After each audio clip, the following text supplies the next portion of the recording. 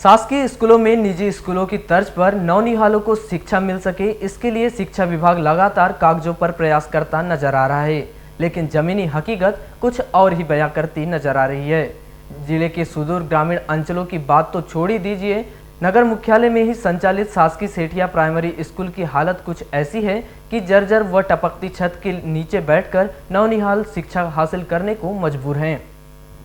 शासकीय primary Sethia school में कक्षा पहली से लेकर कक्षा 5वीं तक आसपास के क्षेत्रों के बच्चों का एडमिशन कर उन्हें पढ़ाया जाता है। यहाँ कक्षा पहली व दूसरी की कक्षा एक ही कक्ष में लगाई जाती है और तीसरी, चौथी और 5वीं अलग अलग लगाई जाती है। लेकिन स्कूल के कक्षों की हालत इतनी जर्जर है कि बारिश होने की स्थिति में छत से टपकते पानी को समेटने के लिए कक्षों में जगह जगह बाल्टियां एवं अन्य बर्तन रखने पड़ते हैं, जिससे कि कक्ष बच्चों को पढ़ाने लायक बच सके। स्कूल टीन शेड में लगी बल्लियां दीमक के कारण पूरी तरह से सड़ चुकी है, जो कभी भी भरभरा कर गिर सकती है। वहीं छत व दीवारों की हालत ऐसी है कि जगह जगह से पपड़ियां निकल रही है। ऐसी ही हालत में ये नौनिहाल कक्ष में बैठकर पढ़ाई करते हैं और मध्याह्न भोजन खाते हैं। ऐसे में ये जर्जर कक्ष कभी भी गिर सकते हैं। सेठिया प्राइमरी स्कूल की दुर्दशा से कलेक्टर महोदय भी अवगत हैं और वे इस स्कूल की समस्या जानने के लिए स्कूल तक पहुंच चुके हैं और भ्रमण की वस्तु स्थिति का जायजा भी ले चुके हैं। इतना ही नहीं, मुख्य नगर पालिका अधिकारी सतीश मटसेनिया ने 2 घंटे स्कूल में बैठकर समस्या से अवगत हो चुके हैं। बावजूद इसके जान के जोखिम के बीच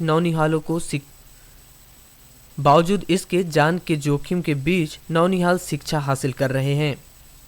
वहीं इस स्कूल की अव्यवस्था को लेकर की गई चर्चा के दौरान स्कूल के प्रभारी प्रधान पाठक मंजरी देशमुख के बताए अनुसार सेठिया स्कूल की देखरेख की जिम्मेदारी नगर पालिका के हाथों में और स्कूल की जर्जर स्थिति से कई बार नगर पालिका प्रबंधन को अवगत कराया गया है।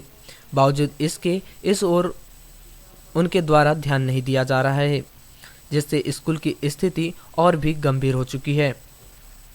मैडम, यहाँ की बिल्डिंग की बात करें तो क्या स्थिति बिल्डिंग की और ये किसके अधीनस्थ आती है? ये बिल्डिंग सर नगर पालिका की है और ये नगर पालिका की बिल्डिंग भवन पूरी उन्हीं की है और जो रख रखाव है नगर पालिका के अंतर्गत ही आता है इसका। और इसके बारे में हमने अपने विभाग को भी सूचित कर दिए कई बार लिखित में, और सांख्यिकी जो बन के जाती है हमारी वार्षिक सांख्यिकी, उसमें भी भवन के बारे में हमने लिख के दे दिए कि जो भवन की जो स्थिति है बहुत ही मरम्मत मतलब ऐसी गंभीर है, जीर्णोद्धार के लायक है, वो बता चुके हैं हम लोग। और एक बार यहाँ पर कलेक्टर साहब का भी दौरा हो चुका है। कलेक्टर साहब ने भी इस बिल्डिंग का निरीक्षण किया, उन्होंने भी पाया कि ये बिल्डिंग में बहुत ही मतलब कमियां हैं, तो हमने भी उनको अवगत कराया। पर उनके द्वारा ये बताया गया कि जो भवन है इसको 3 चरणों में हम मरम्मत करवा देंगे। पर अभी तक के मतलब बारिश तो लगभग अब खत्म होते आ रही है, पर अभी तक के किसी भी पहले चरण की भी शुरुआत नहीं हो पाई है। मैडम, जैसे कि छत की बात करें तो छत जो है तड़कने लगी, पानी रिस रहा है और पीछे भी जो है बल्लियां गिरने लगी। क्या कभी कोई बड़ा हादसा होने की संभावना है इसमें? जी हाँ सर, ये जो दीमक के कारण पूरी बल्लियां खराब हो चुकी हैं। वहाँ पे टीन का शेड है पीछे के बरामदे में, उसके बारे में भी बता चुके हैं, नगर पालिका में लिख के दे चुके हैं सर। और ये छत की जो मरम्मत करने के बारे में हम बता चुके हैं कि इसका जो बीम है बहुत कमजोर हो चुका है, लोहा बाहर दिखने लग गया है। तो हम बच्चों को बारिश के दिनों में या बाकी समय में भी हम छत के नीचे नहीं बैठाते, क्योंकि कोई भी दुर्घटना घट सकती है सर। और ये जो दीवारों के इसके जो पोपड़े हैं छत के, वो पोपड़े पूरे गिरने लगे। वहीं इस मामले को लेकर दूरभाष पर चर्चा के दौरान जिला शिक्षा अधिकारी अश्विनी उपाध्याय ने बताया कि कक्षा पहली से लेकर कक्षा 8वीं तक के स्कूलों के रखरखाव की जिम्मेदारी डीपीसी व बीआरसी की है। आपने जानकारी दी है, इसे दिखाकर आवश्यक कार्रवाई पूर्ण की जाएगी। किन कारणों से अब तक सुधार नहीं हो पाया है उसकी भी जानकारी ली जाएगी। सतत निगरानी रखने के लिए निर्देश डीपीसी को दिए जाएंगे। वहीं इस मामले को लेकर दूरभाष पर की गई चर्चा के दौरान नगर पालिका अधिकारी सतीश मटसेनिया ने बताया कि भवन जर्जर हो चुका है, स्कूल के भवन का मेंटेनेंस करवाना संभव नहीं है। अधिक राशि लग जाएगी फिर भी उसका मेंटेनेंस नहीं हो पाएगा।